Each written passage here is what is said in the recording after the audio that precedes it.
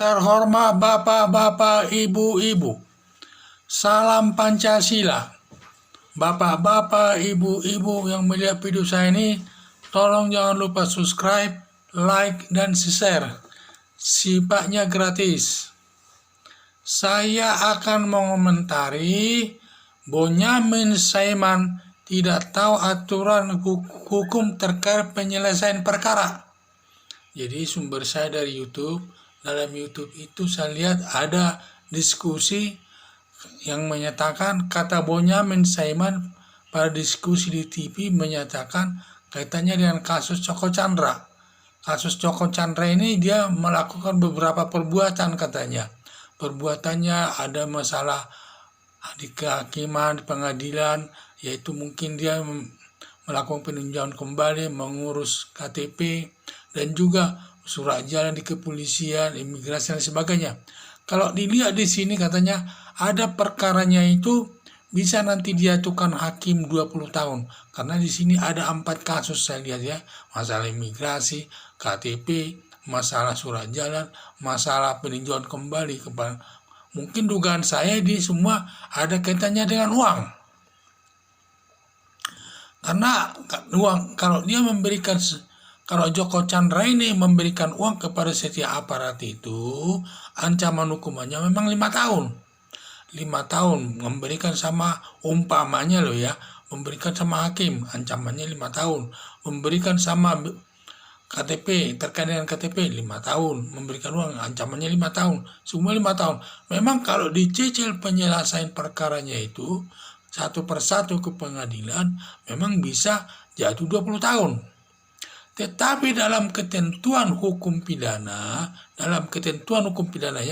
dalam menyelesaikan perkara, apapun perkaranya, disebut di penyelesaian perkara, yaitu didasarkan dengan 2 pasal, terutama 2 pasal, yaitu pertama-tama yang saya sampaikan dalam penyelesaian perkara, berapapun perkara yang dilakukan, 5 perbuatan belum pernah dihukum, ini dihitung 1 perbuatan. 1 perbuatan berat ancaman hukumannya ya terberat ada 5 kalau semua perkara korupsi. Jadi ketentuannya sebagai berikut. Ketentuan dalam penyelesaian perkara di pengadilan yaitu perkara namanya konkursus idealis, yaitu beberapa perbuatan pidana yang sejenis.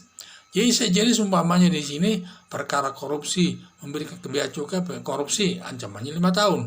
Perbuatan korupsi, memberikan uang kepada umpamanya hakim penyelesaian peninjauan kembali 5 tahun, ke polisi 5 tahun, imigrasi mungkin 5 tahun, mungkin ada juga uangnya diberikan kepada pengurusan KTP 5 tahun. Jadi kalau dihitung semua memang 20 tahun dari 4 kasus itu. Tetapi dalam penyelesaian kasus ini, dari 4 perbuatan pidana itu hanya dikenakan 1 perbuatan pidana, yaitu ada 5 tahun. Hanya 5 tahun dia bisa dihukum di situ. Tidak boleh lebih, karena ancaman hukumannya tertinggi 5 tahun. Itu yang namanya konkursus idealis. Tetapi kalau konkursus realis, yaitu beberapa perbuatan pidana yang tidak sejenis. Jadi dikenakan pidana terberat ditambah sepertiga. Umpamanya ada perkara pembunuhannya, ada perkara korupsinya, ada perkara penipuannya, ada perkara, semua ini belum siap. Ini namanya merupakan 1 perbuatan, hanya dikenakan 1 perbuatan terberat, pidana terberat ditambah sepertiga. Ini namanya konkursus realis. Jadi kembali ke tadi, kita ke kasus daripada Joko Chandra ini. Jadi dia hanya memberikan uang itu ke 4 orang. Berarti 4 masalah. Dalam 4 masalah hanya dikenakan 1 perbuatan pidana. Salah satu ya berarti ancamannya 5 tahun. Ya hanya 5 tahun lah dia dapat dikenakan hukuman itu. Dan tidak bisa lebih. Jadi kita harus tahu. Ini namanya perkara tersebut. Jadi karena dia memberikan uang kepada bea cukai, dia memberikan uang mungkin kepada polisi yang mengenai surat jalannya, memberikan uang kepada pengurusan KTP-nya, berarti memberikan uang kepada hakim masa pengurusan peninjauan kembalinya, atau ada lagi hal yang lain lah, yang jelas ada 4 perkara tersebut. Kalau dia memberikan uang itu tersebut namanya gratifikasi nih. Jadi memberikan uang itu kepada orang pejabat itu namanya gratifikasi. Jadi dia memberikan uang itu ada kaitannya kepada orang itu karena orang itu sudah berhubungan dengan jabatannya. Itu namanya disebut gratifikasi. Ini diatur dalam pasal 5 Undang-Undang Nomor 20 tahun 2021 tentang pemberantasan tindak pidana korupsi. Ancaman hukumannya pasal 5 ini adalah 5 tahun. Jadi di sini ada si pemberi dan si penerima dapat dihukum.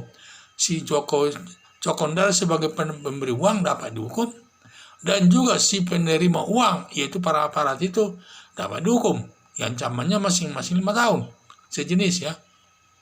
Jadi masing-masing hukumannya 5 tahun. Jadi Joko Chandra memberikan uang itu kepada aparat.